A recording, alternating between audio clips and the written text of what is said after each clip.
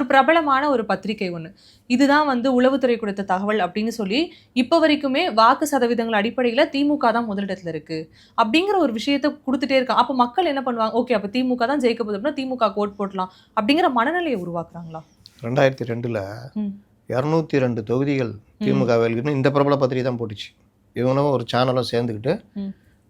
202 தொகுதிகள் வென்றதுன்னு. அவரும் போய் சைக்கிள் ஓட்டிக்கின்னு, கருப்பு சிவப்பு பனியன் போட்டுக்கின்னு, டிஷர்ட் போட்டுக்கின்னு, டீயை வெளியிலேருந்து வாங்கி கொண்டு வந்து டீ கடையில் உட்காந்து அந்த டீயில் கடையில் போட்ட மாதிரி குடிச்சிக்கின்னு, செல்ஃபி எடுத்துன்னு அடிக்காமல் அவனை கூட நிற்க ஒரு ஆட்டோக்காரன் வேறு அடிச்சிட்டாப்புல. அது வேறு பெரிய பிரச்சனை என்னன்னா அவனை தேடி கண்டுபிடிச்சி கூட்டுவாயா அப்படின்ட்டு 10 செல்ஃபி எடுத்துக்கோ அப்படின்னு நிப்பாட்டி வச்சுலாம் எடுத்த கூத்துலாம் நடந்தது.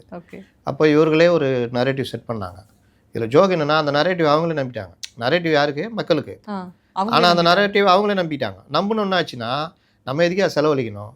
கீழே அப்படி போகும்போது அடுத்த கட்டத்துக்கு போகாது. அதுதான் நம்ம ஜெயிக்க போகிறோமே 202. அது ஏன் நம்ம மக்களுக்கு போயிடலாம் அப்படின்னோன்னா இவர் ஜெயிக்கிறதே பெரிய பிரச்சனை ஆயிடுச்சு.